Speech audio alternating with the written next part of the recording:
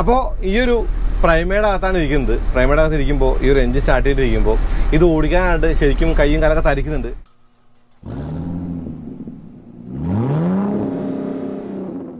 Hi, hello, നമസ്കാരം.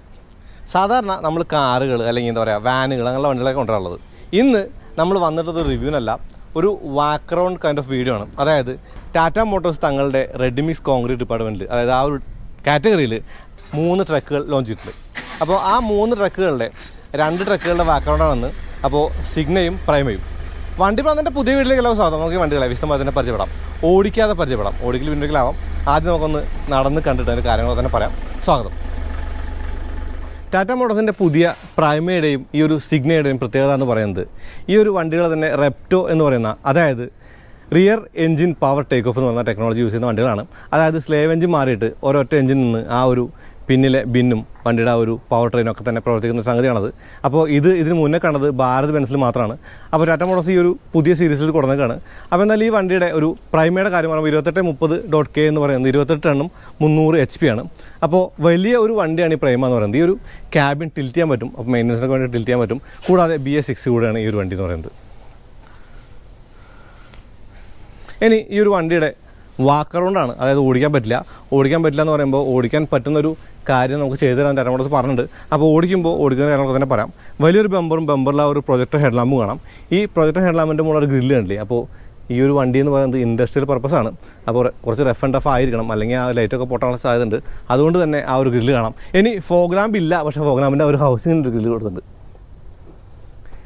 ഒരു reflector കാണുന്നുണ്ട്. കൂടാതെ ചവിട്ടി കയറി ക്ലീൻ ചെയ്യാനായിട്ട് ഒരു ഫുഡ് സ്റ്റെപ്പ് ഉള്ളൊരു ഭാഗം കൂടി കാണാം. ഇതാണ് ആ ടോ ഹുക്ക് എന്ന് പറയുന്നത്. വലിയ ഗ്രില്ലും ആ ഗ്രില്ലിന് നടുവിൽ ടാറ്റ മോട്ടോഴ്സിൻ്റെ ആ ലോഗോയും കാണാം. ഈ ഒരു ഗ്രില്ലിൻ്റെ കാര്യം പറയുമ്പോൾ ഒരു ഹാൻഡികോം പാറ്റേണാണ് ആ ഗ്രില്ലിൻ്റെ ഡിസൈനെ കൊടുത്തിട്ടുള്ളത്. അപ്പോൾ മെറ്റലും ആ ഒരു പ്ലാസ്റ്റിക്കും കൂടി ചേർന്ന സങ്കരയിനമാണ് ഗ്രില്ലെന്ന് കാണാം. വലിയ ഗ്ലാസ് ഏരിയയും ഗ്ലാസ് ഏരിയയുടെ മുകളിൽ ആ ഒരു ബ്ലൈൻഡ് സ്പോട്ട് മിററും കാണുന്നത്. അപ്പോൾ ഞാൻ ചവിട്ടി കയറാൻ പറ്റുന്ന നോട്ടെ പിടിച്ചിട്ട്. ഒരു ഹാൻഡിൽ കാണുന്നില്ല, ഹാൻഡിൽ ഞാൻ ചവിട്ടി കയറായിരുന്നു. എന്നാലും കയറുന്നു.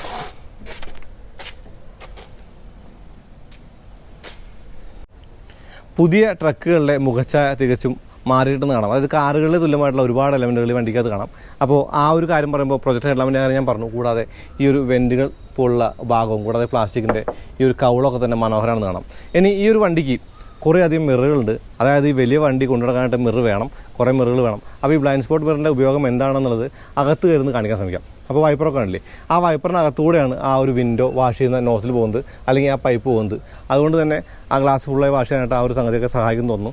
ഇനി ഈ ഒരു ഹാൻഡിലുള്ള ഞാൻ പറഞ്ഞില്ലേ, അപ്പോൾ ഹാൻഡിൽ പകരം ഇവിടെ പിടിച്ചങ്ങ് കയറും ചെയ്യാം.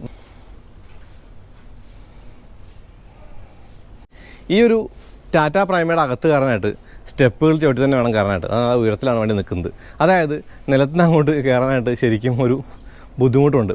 അപ്പോൾ ഈ ഒരു ഹാൻഡിലും ഈ ഒരു കീ ഉണ്ട്, ഒരുപാട് കീകളുണ്ട്. ആ കീകളുടെ കാര്യം പറയുമ്പോൾ ഈ ഫ്യൂൽ ടാങ്ക് വരെ ലോക്ക് ചെയ്യാൻ പറ്റും.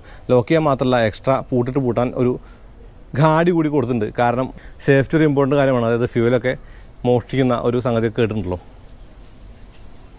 ഇനി RMC എന്ന് പറയുന്നത് റെഡിമിക്സ് കോൺക്രീറ്റ് ആണ്. അപ്പോൾ അതിൻ്റെ ഇമ്പോർട്ടൻ്റ് കാര്യം എന്ന് പറയുന്നത് ഈ ഒരു ഡ്രം തന്നെയാണ്. ഈ ഡ്രമ്മിൻ്റെ കപ്പാസിറ്റി എന്ന് പറയുന്നത് 9 ക്യൂബിക് മീറ്ററാണ്. അപ്പോൾ ഈ ഒരു കളർ തീമുമ്പോൾ തന്നെ മനോഹരമാണെന്ന് കാണാം. അതായത് വെള്ളയായിരുന്നെങ്കിൽ കുറച്ച് വേഗം ചലവില്ലേ, ഇത് കുറച്ചും കൂടി ഒരു നല്ലൊരു കാര്യമായിട്ട് തോന്നി. പിന്നെ ഇതാണ് ആ ഫ്യൂൽ ടാങ്ക്. 300 ലിറ്ററോളം കപ്പാസിറ്റി ഉള്ളൊരു ഫ്യൂൽ ടാങ്കാണത്. ഫ്യൂൽ ടാങ്കിൻ്റെ അപ്പുറത്ത് ആ ഒരു DEF, അതായത് ഡീസൽ എക്സോസ്റ്റ് ഫ്യൂലിൻ്റെ ആ ഒരു ടാങ്ക് കൂടി കാണാം. ഒരു ചെറിയ കാര്യം കാണിക്കാം. കുമ്മിൻസ് എന്ന് എഴുതിയിട്ടുള്ള ആ ഒരു ലോഗോ ഉണ്ടല്ലേ. ഇനി ആഫ്റ്റർ എക്സോസ്റ്റ് ട്രീറ്റ്മെൻറ്റ് താഴെ നിന്ന് മുകളിലേക്ക് വഴിമാറിയിട്ടുണ്ട്, കണ്ടില്ലേ.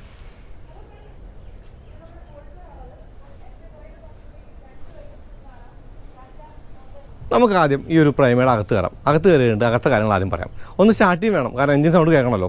അപ്പോൾ ഈ ഒരു എഞ്ചിൻ നിന്ന് ഈ ഒരു ഡ്രമ്മിലേക്ക് പോകുന്ന കണക്ഷൻ കണ്ടില്ലേ, ഇതാണ് ആ കണക്ഷൻ എന്ന് പറയുന്നത്. അപ്പോൾ ഒരൊറ്റ എഞ്ചിനാണ്, സ്ലേവ് എഞ്ചിൻ ഇല്ല. ഏകദേശം 500 ടോർക്കോളം ആ ഒരു ഡ്രമ്മിലേക്ക് പോകുമെന്നാണ് ആ ഒരു ബ്രോഷർ പ്രകാരം അറിയാൻ പറ്റുക. പിന്നെ ഓടിക്കുമ്പോഴതിനെ കുറിച്ച് കൂടുതലൊക്കെ പറയാനുള്ളത്, ഇങ്ങനെ പവർ വ്യത്യാസപ്പെടുന്നതൊക്കെ ഓടിക്കുന്ന ഒരു വീഡിയോയിൽ പറയാം. എന്നാലൊന്ന് കാണിച്ചു തരാം. കണ്ടോ, ഞാൻ എന്തായാലും ഈ ഒരു പ്രൈമയുടെ അകത്തേക്ക് കയറാം. അകത്തേക്ക് കയറുന്നതിന് മുന്നേ ഞാൻ നേരത്തെ പറഞ്ഞ കാറുകളുമായിട്ടുള്ള സാമ്യം ഈ ഡോർ പാഡിൽ കാണാം. അതായത് ഒരു സ്പീക്കറുണ്ട്, കൂടാതെ വൈൻഡർ ഉണ്ട്, പഴയ മാരുതി 800 പോലുള്ള വൈൻഡറാണ്. ഇനി ഈ ഒരു ഹാൻഡിലും അല്ലെങ്കിൽ പ്ലാസ്റ്റിക്കോ തന്നെ അത്യാവശ്യം ക്വാളിറ്റിയുള്ള പ്ലാസ്റ്റിക്കാണെന്ന് കാണാം. ഇനി ഡോറ് തുറന്ന് വെച്ചേക്കാണെന്ന് അറിയാൻ വേണ്ടിയിട്ടുള്ള ഒരു ലൈറ്റ് കൂടി കാണുന്നത്.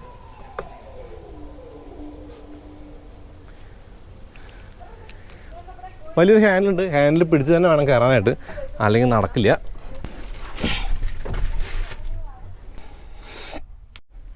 ഈ പ്രൈമയുടെ അകത്ത് ഡാഷ്ബോർഡ് കണ്ടില്ലേ, വലിയ ഒരു ഡാഷ്ബോർഡാണ്. ഈ ഡാഷ്ബോർഡിൻ്റെ കാര്യം പറയുമ്പോൾ ഈ ഡാഷ്ബോർഡിൽ AC കൺട്രോൾസ് കാണാം. ഈ AC കൺട്രോൾസ് ഈ ഒരു ഡ്രൈവറുടെ ഭാഗത്തേക്ക് ടിൽറ്റായിട്ടാണ്. ഇപ്പോൾ AC കൺട്രോൾസിൽ കൗതുകം പറയാം, ഈ ഒരു ഫാൻ സ്പീഡിൻ്റെ ആ ഒരു സ്വിച്ചിനകത്താണ് റീസർക്കുലേഷൻ്റെ ആ ഒരു സ്വിച്ച് കണ്ടില്ലേ, അത് നന്നായി തന്നെ ഇൻ്റഗ്രേറ്റ് ചെയ്തിട്ടുണ്ട്. കൂടാതെ ഈ ഒരു പൊസിഷനിങ് സ്വിച്ച് കാണാം. ഇനി ഇതാണ് AC സ്വിച്ച് എന്ന് പറയുന്നത്. അപ്പോൾ എല്ലാത്തിനും ക്രോം ഇൻസൈഡർ കൊടുത്തിട്ട് മനോഹരമാക്കിയിട്ടുണ്ട്. ഇനി ഇവിടെ കാണുന്ന ഈ ഒരു 4 കൺട്രോൾസ് എന്ന് പറയുന്നത് ആ 4 ആ ഡ്രമ്മിൻ്റെയാണ്. കൂടാതെ ലൈറ്റ്, മീഡിയം, ഹെവി എന്നുള്ളത് എഞ്ചിൻ മോഡുകളാണ്. ഇപ്പോൾ ഹെവി എന്ന് പറയുന്നത് ഏറ്റവും നല്ല ലോഡുള്ളപ്പോഴും, മീഡിയം നമുക്ക് ഒരു ലോഡ് വെച്ച് പോകാനും, ലൈറ്റ് എന്ന് പറയുന്നത് കാല് വേണ്ടി ഓടിക്കാൻ വേണ്ടിയിട്ട് എന്ന് പറയാം. ഇനി ഇത് ഹിൽ സ്റ്റാർട്ട് അസിസ്റ്റാണ്. അപ്പോൾ ഈ ഒരു വണ്ടിക്ക് ആ ഒരു ഹിൽ സ്റ്റാർട്ട് അസിസ്റ്റ് കൂടി ഉണ്ട്. പിന്നാക്ക് ഇറങ്ങി പോകുന്ന പ്രശ്നമൊന്നും ഇല്ല. പിന്നെ ക്യാബിൻ ലൈറ്റിൻ്റെ സ്വിച്ച് കൂടി കാണാം. ഡിഫറൻഷ്യൽ ലോക്കായിട്ട് സ്വിച്ച് കൂടി ഈ ഒരു സ്റ്റിയറിംഗിൻ്റെ ഇടതുവശത്ത് കൊടുത്തിട്ടുണ്ട്. ഇതാണ് ഹാൻഡ് ബ്രേക്ക്. ഇനി ഈ ഒരു 4 സ്പോക്ക് സ്റ്റിയറിംഗ് വീൽ നമുക്ക് ടിൽറ്റ് ചെയ്യാൻ പറ്റും. കൂടാതെ ഈ ഒരു ലൈറ്റിൻ്റെ അല്ലെങ്കിൽ വൈപ്പറിൻ്റെ കൺട്രോൾസ് കാണാം. വൈറ്റ് ലൈറ്റോട് കൂടി ലൈറ്റ് അപ്പ് ചെയ്ത് വരുന്ന മീറ്റർ കാണാം. ഒരുപാട് വാണിലൈറ്റൊക്കെ തന്നെ കാണാം. ഇനി ഈ ഒരു ബാർ എന്ന് പറയുന്നത് ബ്രേക്കിൻ്റെയാണ്, എയർ ബ്രേക്കിൻ്റെയാണ്. ഇത് ഫ്രണ്ടും ഇത് റിയറും. കൂടാതെ ബാറ്ററി വോൾട്ടേജ്, ടൈം കാണാം, ഫ്യൂൽ മീറ്റർ ഉണ്ട്. കൂടാതെ ടെമ്പറേച്ചർ മീറ്ററും സ്പീഡോമീറ്ററും ടാക്കോമീറ്ററും ഒക്കെ തന്നെ കാണുന്നുണ്ട്. അപ്പോൾ ഒരുപാട് കാര്യങ്ങളുണ്ട്. ഇപ്പോൾ ഹെവി എന്ന് പറയുന്നത് എഞ്ചിൻ മോഡാണ്. ഞാനത് മാറി ലൈറ്റ് ആക്കട്ടെ. ലൈറ്റ് ആക്കി കഴിയുമ്പോൾ ആ ഒരു മോഡ് മാറി ലൈറ്റ് എന്നുള്ള ആ ഒരു സംഗതിയാവും. ഇനി ഒരു ഫ്യൂൽ മീറ്ററിൻ്റെ സിമ്പിളിൻ്റെ കളറൊക്കെ തന്നെ വൈറ്റ് ആണെന്ന് കാണാം. അതുകൂടാതെ ലൈറ്റിൻ്റെ സ്വിച്ചുകൾ താഴെയായിട്ടും കാണുന്നുണ്ട്.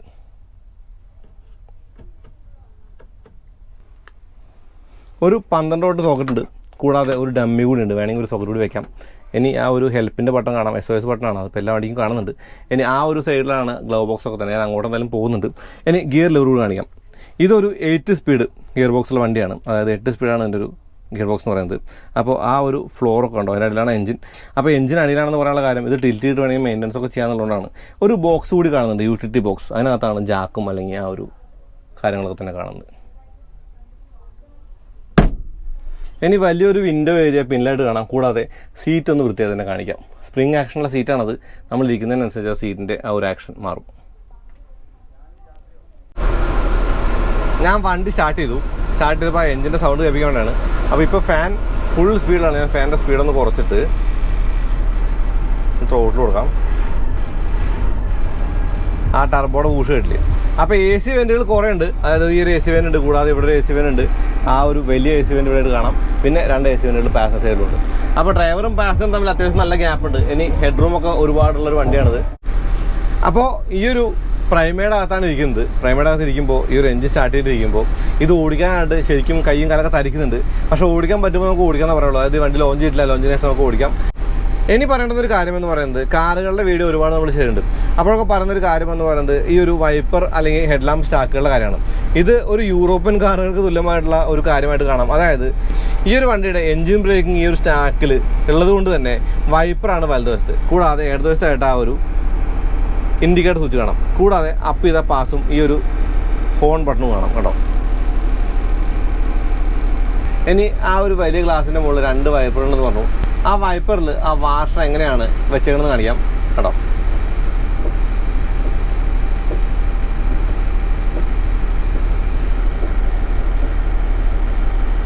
കൂടാതെ ബാറ്ററികൾ കൂടി കാണിക്കാം. ബാറ്ററികൾ എന്ന് പറയുമ്പോൾ 2 ബാറ്ററികളുണ്ട്. അപ്പോൾ ഇവിടുന്ന് ഈ ഒരു ഡ്രമ്മിൻ്റെ ബാക്കിയുള്ള ആ ഒരു മെക്കാനിസം ഒക്കെ തന്നെ കാണാം. അപ്പോൾ ഈ ഒരു PTO എന്നാണ് ഇങ്ങോട്ട് പവർ പോകുന്നത്. ആ ഒരു വണ്ടി ഓടിക്കൊണ്ടിരിക്കുമ്പോൾ കംപ്ലീറ്റ് ആയിട്ട് ആ ഡ്രം കറങ്ങിയേ പറ്റൂ. അല്ലെങ്കിൽ കോൺക്രീറ്റ് സ്റ്റക്കായിട്ട് നമുക്കിത് മുഴുവൻ റിപ്ലേസ് ചെയ്യേണ്ടി വരും. അതുകൊണ്ടൊക്കെ തന്നെ ഈ ഒരു സംഗതി വളരെ ഇമ്പോർട്ടൻ്റ് ആണ്. അപ്പോൾ പവർ ആ ഒരു എഞ്ചിൻ നിന്ന് പവർ ഡ്രോ ചെയ്തിട്ടാണ് ഇപ്പോൾ ഇത് കറങ്ങുക എന്നുള്ളതാണ്. ഇനി പിന്നിലെ വീലുകൾ കാണാം. കൂടാതെ ഈ ഒരു സംഗതി കൂടി കാണുന്നില്ലേ.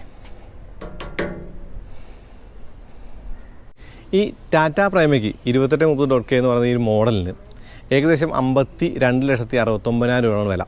2 കിലോമീറ്റർ അടുപ്പിച്ചാണ് ഫ്യൂൽ എഫിഷ്യൻസി. പക്ഷേ ഒരു കാര്യത്തിൽ നമ്മൾ ഫ്യൂൽ എഫിഷ്യൻസി പറയില്ല. അതായത് ഇതൊക്കെ ഒരു ദിവസം ഓടാൻ എത്ര ഡീസൽ വേണം എന്നുള്ള കണക്കല്ലേ. അപ്പോൾ അതാണ് ഈ വണ്ടിയെക്കുറിച്ച് മൊത്തത്തിൽ പറയാനുള്ളത്. ഈ ഒരു പ്രൈമയുടെ എഞ്ചിൻ്റെ സ്പെക്ക് കൂടി പറയണം.